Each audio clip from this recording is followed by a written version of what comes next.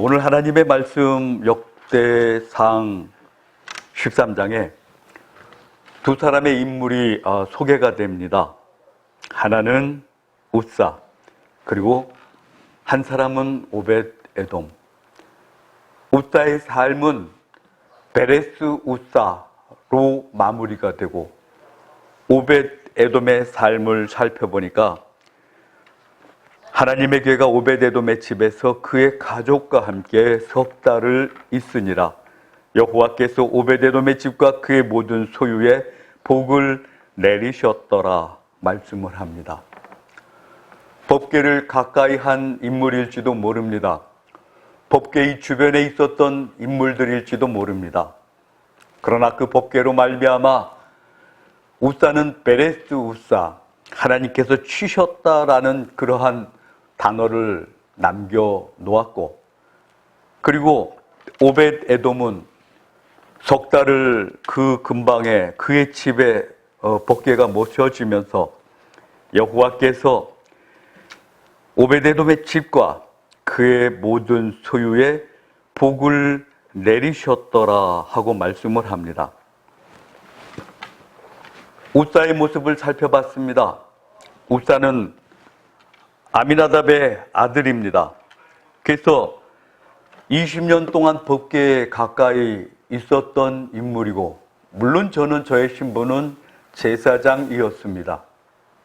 그럼에도 불구하고 그의 인생의 끝부분은 하나님께서 치셨다, 베레스 웃사라는 단어로 끝나게 됩니다. 우선은 웃사가 했던 어떠한 행동들을 살펴보면서 우리의 인생이 어떤 것인가 하는 것을 다시 엿보고자 합니다. 웃사가 손을 펴서 궤를 붙들므로 말미암아 사건이 벌어지게 됩니다. 어떤 사건이었습니까? 다윗이 막 덩실덩실 춤을 추고 있었습니다. 그런데 다윗의 춤이 멈춰졌습니다.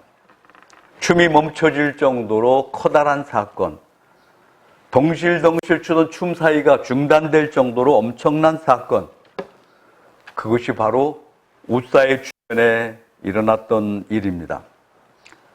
주객이 전도된다는 말이 있습니다. 어떤 것입니까?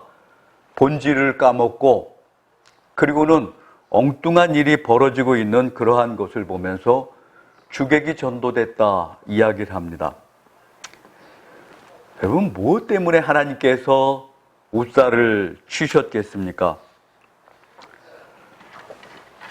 역대상 13장 3절에 보면 우리 하나님의 궤를 우리에게로 옮겨오자 사울 때에는 우리가 궤 앞에서 묻지 아니하였느니라 말씀을 하셨습니다.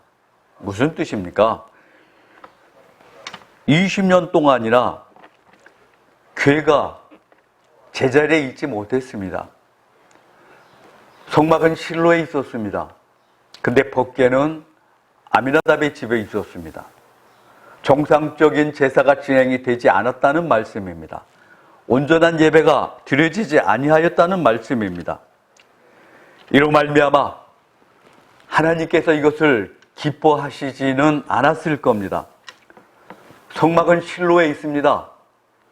엘리가 머물던 그 실로에 성막이 있었고, 그리고 법궤는 빼앗겨지고 난 다음에 베스메스로 돌아와서 아미나답의 집에 있었습니다. 그 시간 20년 동안 올바른 예배가 드려지지 아니하였던 겁니다. 예배의 목이 말랐을 겁니다. 하나님께서 안타까우셨을 겁니다. 진정한 예배가 없는 시대, 주의 이름을 부르지 못하는 시대, 하나님 앞에 온전히 예배드리지 아니하는 시대, 아니면 예배드릴 수 없는 시대, 그때를 하나님께서 보고 계셨던 겁니다. 급하게 전화가 왔습니다. 그래서 그 전화를 듣고 가니까 아이를 잃어버렸대요, 시장에서. 그래서 아이가 왜 어떻게 잊어버렸냐 했더니 잠깐 물건 사는 사이에 그렇게 됐대요. 그래서 당황해서 경찰서도 가보고 그리고 뭐 여기저기 갈 만한 장소를 다 가봤습니다. 애가 워낙 환경에 관심이 많고 그리고 여러 가지 일들을 자기 스스로 많이 만드는 그래서 예측을 못하는 어떠한 환경을 갖고 있기도 합니다. 몇 시간이 지나서야 아이를 찾았습니다. 그래서 보니까 비가 오고 하천물이 불어나니까 아마 그 하천물에서 놀았던 모양입니다. 그래서 속옷을 한 손엔 윗도리, 한 손엔 아랫도리, 아래 속옷을 가지고 이렇게 깨끗한 물도 아닌 구정물에서 놀았구나 하는 게 보이는데 아이의 엄마가 있다가 아이의 등을 때립니다. 이 녀석아, 놀랬단 말이야. 왜 이제 몇 시간이나 지나서 찾게 만드는 거야? 하면서 아이의 등을 이렇게 때리게 됩니다. 정말 아이가 미워서 때렸겠습니까? 아니요. 궁금했던 그 시간, 걱정됐던 그 시간, 슬픔, 그리고 아픔, 놀라움, 반가움 이런 것들 때문에 그 모든 마음이 한꺼번에 표시가 된 겁니다. 그래서 아이의 등을 두어 차례 아이의 엄마가 때렸던 겁니다.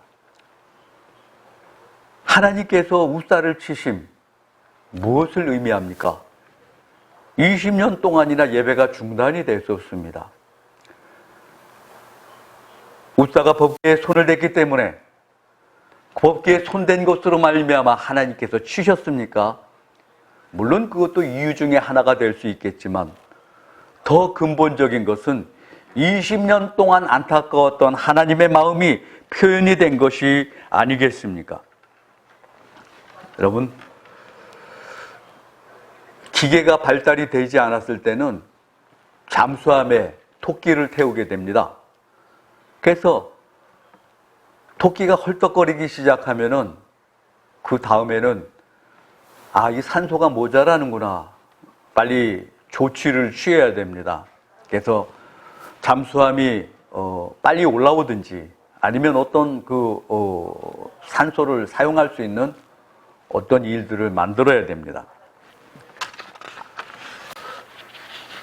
그래서 토끼가 막 헐떡거릴 때 빨리 취할 수 있는 조치가 무엇입니까? 그것은 산소가 모자란다라는 것을 빨리 알아야 됩니다. 박범신의 그 작품 중에 보면은 잠수함과 토끼라는 그런 제목의 책이 있습니다. 그 책의 내용은 이렇습니다. 경범죄를 저지른 사람들, 담배꽁초를 버리다 걸린 사람들, 그리고 건널목을 무단 횡단하다가 발각된 사람들, 아니면 고성방가를 했든가 경범죄에 걸린 사람들이 버스에 실려져 가고 있었는데 근데 거기에 자리가 2개가 남았습니다. 그래서 그 일을 관리를 하는 그 경찰관들이 이왕 버스가 가는 김에 그 2자리를 채워야 되겠다 하는 욕심으로 시내를 다니고 있었어요. 그래서 경범죄, 건널목을 잘못 건너든가 무단 횡단하든가 이런 사람들을 찾겠다고 그래서 버스가 단속을 하려고 그렇게 가고 있었는데 아마도 그 안이 무척 더웠던 모양입니다. 여러 사람이 고생을 하면서 거의 1시간이 다 지나도록 쉬를 만한 사람이 없었습니다. 그래서 안에서 아우성을 치고 사람들이 일어나서 더워서 안 되겠다, 내려달라, 빨리 데려달라 하는 이런 이야기를 하는 중간에 버스가 갑자기 서게 됩니다. 서게 된 이유가 뭡니까? 타고 있는 사람들이 이야기를 합니다. 저 피, 아이의 엄마야. 아이도 같이 다녔어. 버스가 그만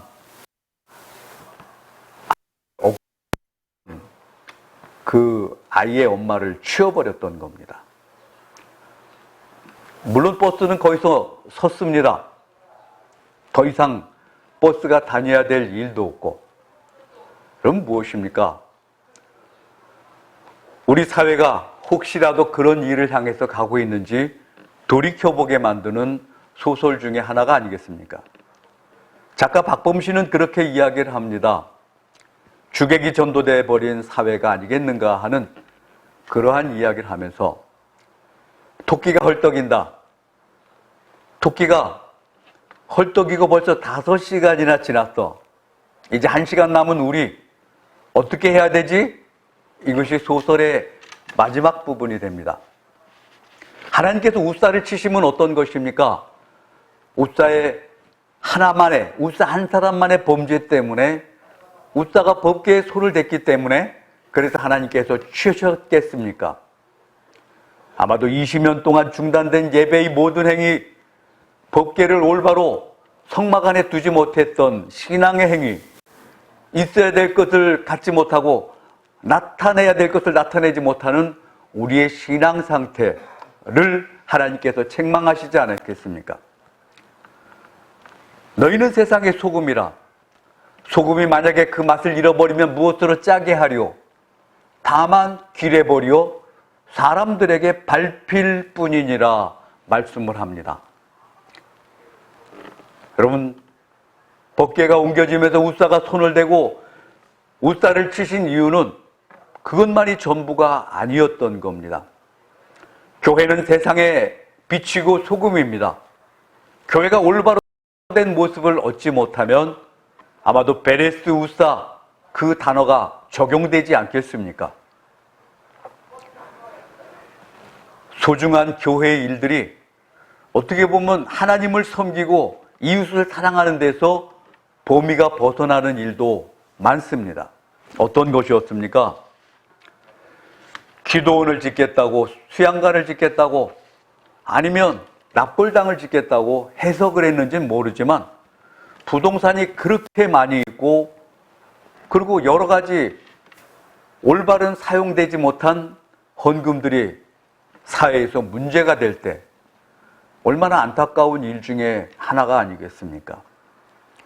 교회는 재산을 모으는 장소가 아닌데 근데 반대로 교회가 사회가 물을 모아서 물이 죽어버리듯이 엉뚱하게 교회가 겉은 크지만 내용이 없고 죽어가는 이런 교회들이 없잖아 있습니다. 베레스 우사, 그것은 바로 하나님께서 오늘 우리 시대를 향해서 주시는 분명한 말씀의 하나가 아니겠습니까? 코로나 때문에 올바른 예배를 드리지 못합니까? 물론 그것도 포함이 되어 있습니다. 그래서 그걸 이유로 교회의 교제가 장애를 많이 겪습니다. 밥도 먹지 못하고 그리고 뭐 하다못해 공공기물도 놓지 마라. 여러 가지 인원 제한도 하고 이런 모든 것들이 바로 거기에 해당되지 않겠습니까? 한눈을 팔다가 결국은 돌부리에 걸려서 넘어지는 것처럼 우리들 교회가 본질을 잃어버리고 하나님의 뜻대로 살지 못하다가 세상의 돌부리에 걸려 넘어지는 것이 아니겠습니까? 더러는 그렇게 이야기를 합니다. 닭의 목을 비틀어도 새벽은 반드시 온다라고 그렇게 이야기를 합니다. 교회의 소리가 싫어서 교회의 모임이 장애물을 설치하고 방해가 된다면 그것 또한 하나님 앞에 기뻐하실 일이 아닙니다. 그것 역시도 베레스 우사에 해당이 되지 않겠습니까? 하나님은 참고 계셔요. 하나님은 계속 경고의 시간을 보내고 계시는데 우리 모두가 헐떡이는 토끼처럼 인생이 하나님 앞에 제대로 서지 못하면, 예배가 하나님 앞에 제대로 서지 못하면, 나아가서 이 사회가 하나님 앞에 바로 서지 못하면 하나님의 역사하심이 있게 됩니다. 우리 인생 속에 소들이 뛰는 순간이 많습니다. 때로는 멀쩡하던 사업이 흔들리기도 하고, 때로는 건강한 사람이 자리에 눕기도 하고, 때로는 잘 살던 사람이 세상에 싫어져서 엉뚱한 짓을 하기도 하고. 여러분, 소들이 날뛰는 순간에 우리는 어떻게 해야 됩니까? 우린 겸손하게 무릎을 꿇고 엎드려야 됩니다. 하나님 앞에 인생을 맡겨야 됩니다. 교회 역시도 소들이 뛰는 현상을 겪습니다. 그 중에 하나가 코로나가 아니겠습니까? 이럴 때일수록 우리가 더 하나님 앞에 믿음으로 서야 됩니다. 본래의 본연으로 돌아가서 기도에 힘써야 된다는 말씀입니다. 사도행전 6장에 보면 사도들의 고민이 나타납니다. 그 고민의 내용이 무엇입니까? 우리가 하나님의 말씀을 제쳐놓고 접대를 일삼는 것이 마땅하지 아니하니. 무슨 일이었습니까? 사도들에게 소들이 날뛰었습니다. 사도들이 말씀 전하는 것을 제쳐두고 하나님의 말씀을 제쳐두고 구제의 시간을 뺏기고 있었습니다. 그랬을 때 유대파 과부들과 헬라파 과부들의 대접이 구제가 일정하지 않다고 공평하지 않다고 원망을 듣게 됩니다. 그래서 저들이 생각한 게 무엇입니까? 우리는 오로지 기도하는 일과 말씀 사역에 힘써야 되겠다 하는 이런 결정을 하고 그리고 초대교회 7 집사님을 선출을 하게 됩니다. 여러분, 교회로 말미암아 잘못을 하는 자들이 있습니다. 교회로 말미암아 범죄를 하는 자들이 있습니다. 그게 무엇을 이야기를 합니까? 하나님의 맷돌은 천천히 돌아가지만 그러나 반드시 모든 것을 다 완전하게 가루로냅니다. 맷돌을 돌려본 경험이 있습니다. 그래서 속에다가 콩을 넣고 돌리게 되는데 근데 덜 갈려져서 나오는 게 있어요. 그러면 다시 그것을 들어붙고 맷돌에 들어붙고 또 맷돌을 돌리게 됩니다. 그럼 맷돌 옆에 붙어있는 나무가 뭡니까? 그걸 어처구니라고 부른대요. 그래서 맷돌을 돌리려고 보니까 맷돌 손잡이가 없을 때 어처구니가 없다. 그게 바로 맷돌의 손잡이를 이야기해요. 정말 우리가 하나님 앞에 교회가 이 세상의 맷돌의 역할을 감당을 해야 되는데 맷돌의 역할을 감당 못하는 어처구니 없는 그런 일들을 할 때가 많습니다. 부동산이 문제가 아니었습니다. 어떤 것이 문제입니까? 하나님의 일을 사람의 수단으로 바꿀 때 어처구니 없는 일이 생겨지게 됩니다. 베레스 우사 무엇을 말씀을 합니까? 20년 동안 중단됐던 예배, 하나님을 잊어버렸던 그 시간, 그리고 하나님 앞에 소홀했던 시간, 성막에 있지 못했던 법궤, 모든 것들을 하나님께서 말씀하신 것이 아니겠습니까?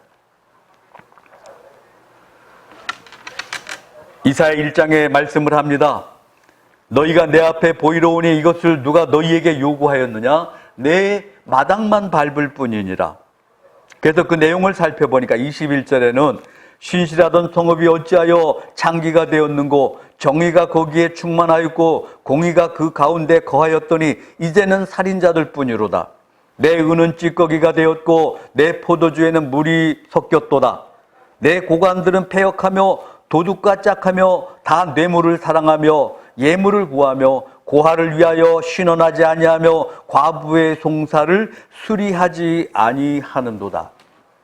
주객이 전도되어 있는 세계를 향해서 앞뒤가 뒤바뀐 세상을 향해서 하나님의 마음을 드러냈던 것이 바로 베레스 우사로 나타났던 것이 아니겠습니까? 두 번째로 다시 찾아봤습니다. 오벳 에돔입니다. 오벳 에돔, 그가 하나님의 개가 오벳 에돔의 집에서 있으면서 석 달을 있는 동안에 오벳 에돔의 집과 그리고 그의 모든 소유에 하나님께서 복을 내리셨습니다. 오벳 에돔이 있던 자리는 어디입니까? 가드림몬입니다. 바로 고핫 자손들의 분기시 가드림몬입니다. 결국 오벳 에돔은 아마도 고핫 자손에 연결되어 있는 그 후손이었을 겁니다. 레위인 제사장의 아들이었던 겁니다. 그럼 복개가 왜 오벳 에돔의 집으로 갑니까? 왕이 거부했습니다. 다윗이 거부했습니다. 그래서 떠맞다시피 오벳 에돔의 집으로 갔는데 억지로 맞다시피 오벳 에돔의 집에 갔는데 하나님께서 석 달을 오벳 에돔의 집에 복개가 있는 동안에 마음껏 복을 주셨던 겁니다. 40이 넘어서 겨우 마음에 드는 짝을 만났던 집사님 얘기가 기억이 납니다. 그래서 늦둥이를 얻었습니다. 늦둥이를 얻었는데 하루날은 얼굴이 엉망이 돼서 저를 찾아왔어요. 아이의 사진을 보니까 출산 전인데 태아의 사진을 보니까 뼈가 이렇게 손가락이 똑바로 형성이 안 돼 있고 뼈가 이렇게 비정상적으로 붙어 있대요. 그래서 의사가 하는 이야기가 이 아이는 평생 아마도 장애를 겪으며 살 겁니다. 이렇게 이야기를 하더래요. 그 말을 듣고 실망을 해서 그리고는 기도하다가 저를 찾아온 겁니다. 그 마음 알만 돼요. 한참을 울고 그냥 그리고 돌아갔는데 그날 밤에 꿈을 꿨는데 예수님께서 그 집사님의 꿈에 나타났대요.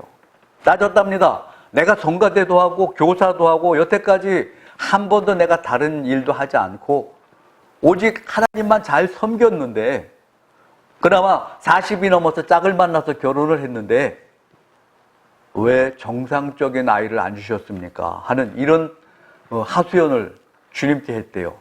그래서 주님께서 말씀을 하시더래요. 아무리 이 세상을 다 찾아봐도 이 아이를 맡길 만한 부부가 너희밖에 없더구나. 이렇게 말씀을 하시고 가시더랍니다. 아무리 이 세상을 다 찾아봐도 이 아이를 맡길 만한 부부가 너희밖에 없구나. 라고 말씀을 하셨답니다. 그리고는 그 다음날 찾아와서 기쁨 가운데 이야기를 하면서 이제는 하나님의 뜻이 무엇인지 알았습니다. 라고 그렇게 이야기를 합니다. 여러분, 때로는 우리가 맡기 싫은 일을 맡을 때도 있습니다. 환경이 그렇고 처지가 그렇고 형편이 그렇고 때로는 우리가 원하지 않는 그런 환경에 처할 때도 있고 그런 사람을 만날 때도 있고 만나서는 안 될 사람을 만날 때도 있고 엄청난 사기꾼 비슷한 사람을 만날 때도 있고 그러나 만약에 이 사람이 다른 사람을 만나고 나 아닌 다른 사람을 만났으면 더 큰 범죄를 저질렀을 텐데 더 나쁜 짓을 했을 텐데 그나마 여기서 멈췄구나 생각을 할 수도 있을 것 같아요.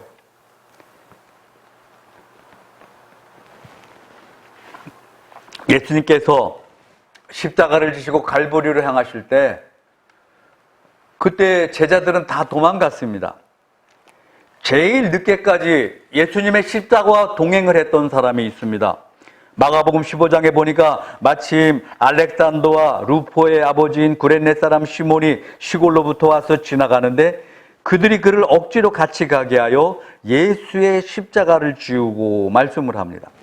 그리고 로마서 16장에 보니까 주 안에서 택하심을 입은 루포와 그의 어머니에게 문안하라. 그의 어머니는 곧 내 어머니니라. 바울이 로마서에서 밝혔던 이야기입니다. 무엇이었습니까? 루포의 아버지 구레네 시몬, 그리고 로마서에 보니까 루포 그리고 그의 어머니가 같이 등장을 하면서 바울이 문안하라. 곧 루포의 어머니 구레네 사람 시몬의 아내, 그는 곧 내 어머니다 라고 그렇게 이야기를 합니다. 억지로 졌던 십자가입니다. 그러나 그 십자가로 말미암아 하나님께서 구레네 시몬의 모든 가족들을 복음의 일에 사용을 하셨던 겁니다. 기괴한 명령 때문에 물을 가져다주는 하인처럼 물을 달라고 하는 예수님을 황당한 표정으로 바라보는 사마리아 여인처럼 갑자기 나귀를 달라고 하는 사람에게 나귀를 풀어주는 주인처럼 유월절을 준비하라는 말에 허둥지둥 음식을 만드는 사람처럼 그리고 예수님을 대신해서 십자가를 짊어진 사람처럼 우리 인생에 이런 당혹스러운 일이 생길 때 어떻게 해야 되는가 하는 답을 알려줍니다. 우린 그저 순종해야 됩니다. 그리고 그 대답은 무엇입니까? 무익한 종이 했을 뿐입니다. 신약학 교수인 이상명 교수는 그렇게 표현을 합니다. 구레네 사람 시몬에 대해서 이런 글을 썼습니다. 로마서에 소개된 루프와 그의 어머니는 구레네 시몬의 아들이었고 그의 아내였다. 예수의 십자가 처형으로 한 세대가 흘러 시몬의 아들 루포는 사도 바울로부터 문안받는 인물이 되었고, 그의 어머니 시몬의 아내, 그는 바울이 영적으로 어머니를 언급할 만큼 초기 기독교 역사 속에서 존경받는 인물이었다. 시몬은 부지중 복을 받은 자가 아닌가. 이상명 교수가 신약을 강의하면서 써놓은 글 중에 일부분입니다. 그는 부지중에 복을 받은 자가 아니겠는가. 때로는 억울한 일이 생길 수가 있습니다. 말도 안 되는 답답한 일을 겪을 수도 있습니다. 그러나 그것이 주님의 뜻이라면 우린 기꺼이 받아낼 수도 있다는 것을 기억을 해야 됩니다. 셋째로 한 가지 더 기억했습니다. 신명기 30장에 보니까 보라, 내가 오늘 생명과 복과 사망과 화를 내 앞에 두었나니 말씀을 합니다. 오늘 생명과 복과 사망과 화를 내 앞에 두었다라고 말씀을 합니다. 믿음으로 받아들이고 믿음으로 살고자 하는 자들에게는 그것이 생명이 되고 복이 되지만, 그러나 이생의 자랑 육신의 방법으로 살고자 한다면 그는 사망과 화를 취득을 하는 일이 됩니다. 인생을 살다 보면 왜 장애물이 없겠습니까? 그 장애물은 밟고 일어서면 디딤돌이 되고, 그 장애물을 해결하지 못하면 결국 내 인생 속에 걸림돌로 남게 됩니다. 여러분, 인생 속에 어처구니 없는 일을 만날 때가 얼마나 많습니까? 그때 우리가 선택할 수 있는 길이 있습니다. 어떤 것입니까? 모든 것을 믿음으로 살고 말씀으로 해결하고 하나님의 말씀대로 순종하면 그것은 내 인생 속에 그 난관이 디딤돌이 된다는 것을 기억하시길 바랍니다. 그러나 인생의 장애물이 나타났을 때 그 장애물을 원망을 하고 비관을 하고, 그리고 이유를 알지 못하고 비난만 하고 한탄만 한다면 더 이상 방법이 없습니다. 어려움 속에서 눈을 들어 하나님을 보시길 바랍니다. 눈을 들어 하늘을 보시길 바랍니다. 거기에 답이 있고 거기에 약속이 있습니다. 고난이 있습니까? 그 고난은 축복으로 가는 지름길이라는 것을 아시길 바랍니다. 그 길을 통해서 하나님의 축복이 오고 그 길을 통해서 하나님의 약속이 오게 됩니다. 오늘 우리에게 법궤는 더 이상 눈에 보이지 않습니다. 그러나 말씀을 빗나가고 그리고 자기 멋대로 사는 모든 것들이 우사에 해당이 되고 베레스 우사를 초청하는 그러한 방법이 됩니다. 하나님의 방법대로 마치 구레네 시몬이 묵묵히 주님의 십자가를 감당을 했던 것처럼 때로는 불합리한 일, 때로는 억울한 일, 때로는 말도 안 되는 일이 내 인생 속에 생길 수도 있습니다. 그때 어떻게 해야 됩니까? 그것을 믿음으로 받아들이고 하나님의 역사하신 가운데 하나님의 축복으로 받아들인다면, 내 인생이 주님의 십자가를 꼭 붙잡는다면 끝까지 믿음을 잃지 않고 기도의 자리를 비지 않고 하나님 앞에 간구하는 신앙을 잃어버리지 않는다면 하나님은 그것을 통해서 놀라운 약속과 축복을 부어주셔요. 아브라함에게 생겼던 엄청난 일이 무엇입니까? 이삭을 번제로 바치라고 말씀을 합니다. 100세가 다 돼서 얻은 귀한 아들인데 번제로 바치랍니다. 아브라함의 모든 행동은 순종으로 그 단어가 끝났을 때 하나님께서 말씀하셔요. 이제야 내가 네 믿음을 보았노라. 이제야 네가 나를 사랑하는 줄 알겠노라. 하나님께서 말씀을 하셔요. 여러분, 때로는 어려운 환경이 있을 수도 있고 고통스러운 시간이 될 수도 있습니다. 맷돌에 손잡이 어처구니가 없듯이 어처구니 없는 일이 생길 수도 있습니다. 그러나 그때 우리가 할 수 있는 일이 무엇입니까? 주님의 방법으로 인생의 강을 지날 때 하나님의 결과와 하나님의 열매를 얻을 수가 있게 됩니다. 믿음으로 이 시간, 믿음으로 이 인생을 감당을 할 때 하나님의 방법으로 살면 하나님의 방법으로 채워주시고, 하나님의 방법으로 믿음대로 살면 하나님께서 해결해 주시고 하나님께서 모든 답을 주셔요. 감당하는 믿음의 삶이 되어지기를 간절히 축원합니다. 화평방송 구독, 좋아요 부탁드립니다. 감사합니다.